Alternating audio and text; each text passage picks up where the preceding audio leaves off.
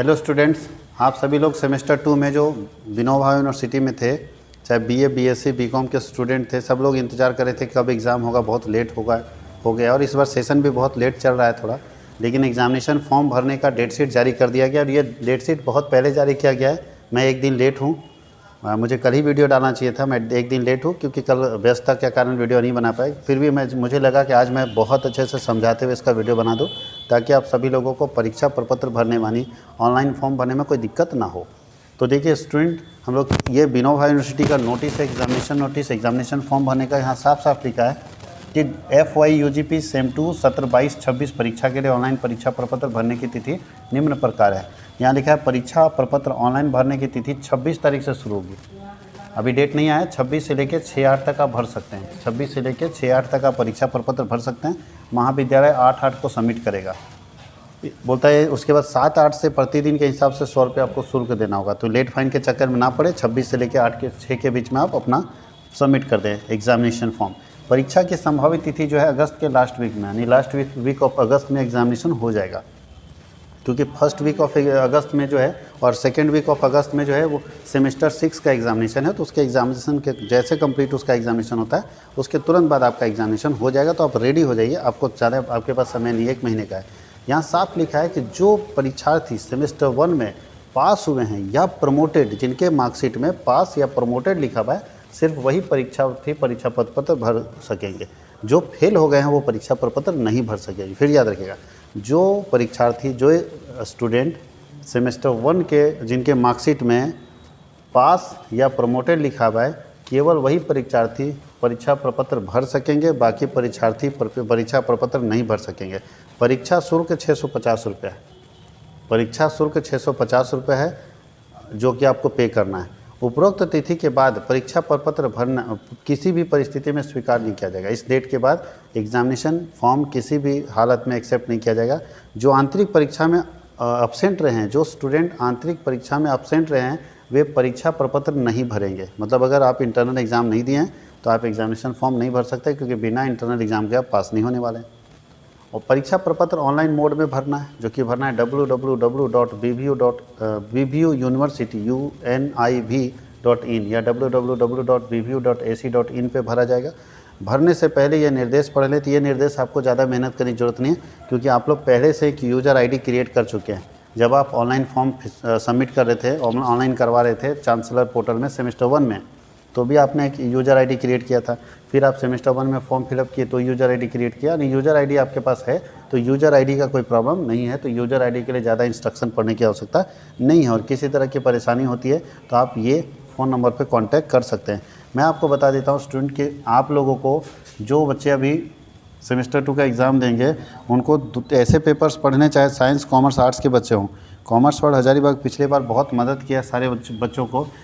इस बार भी हम लोग जो कॉमन पेपर है, CC पेपर है, कॉमन पेपर है, और IVS जो पेपर है, कॉमन पेपर है 2 हमारे पास और IVS पेपर 1 हमारे पास।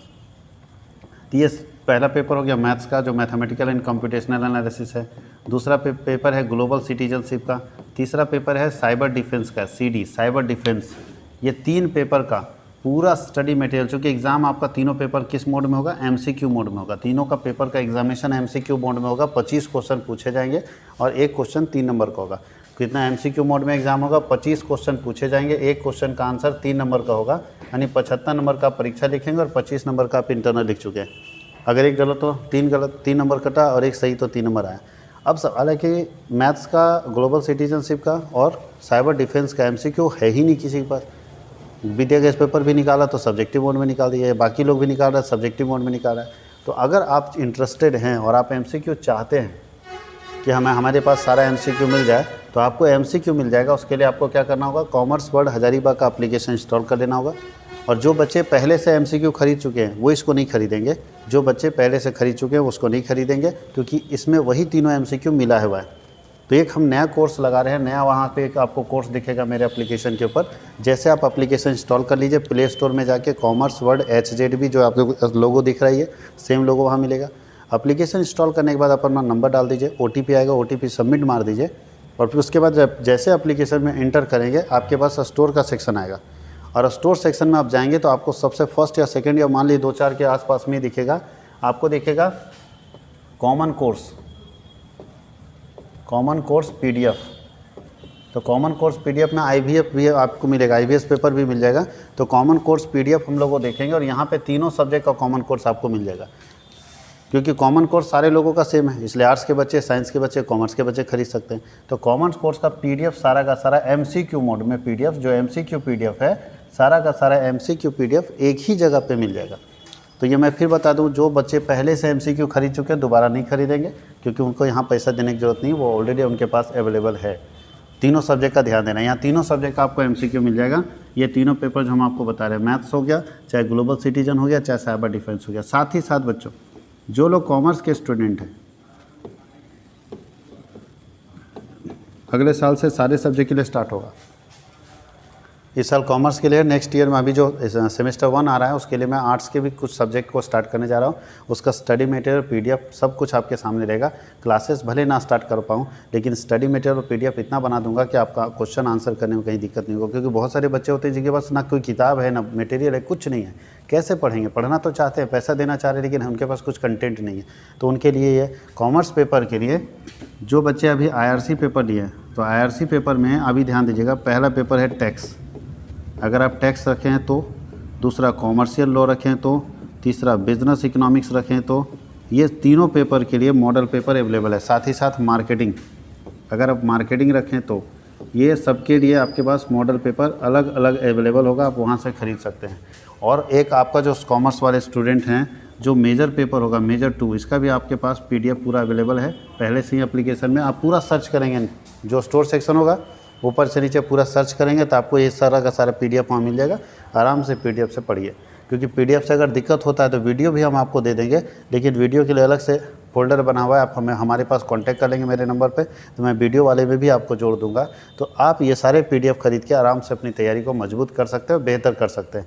और आप एक बात ध्यान दीजिएगा कि किसी गेस्ट पेपर पर भरोसा करने से ज़्यादा बेहतर है कि किसी अच्छे एक्सपर्ट टीचर से बनाए हुए नोट्स पर भरोसा कीजिए, ज़्यादा बेहतर होगा आपके लिए। और जैसा कि आप सेमेस्टर 1 में देख भी चुके हैं, बहुत सारे स्टूडेंट ये चीज़ को देख चुके हैं कि जो सेमेस्टर 1 में हमने मॉडल पेपर जारी किया था, वो सेम मॉडल पेपर फिर से एग्ज़ाम में आया था। और वही सेम मॉडल पेपर एग्ज़ाम में आने के कारण बच्चा लोगों को बहुत सुविधा हुआ और बच्चा आसानी से सब क्वेश्चन आंसर करता चला गया।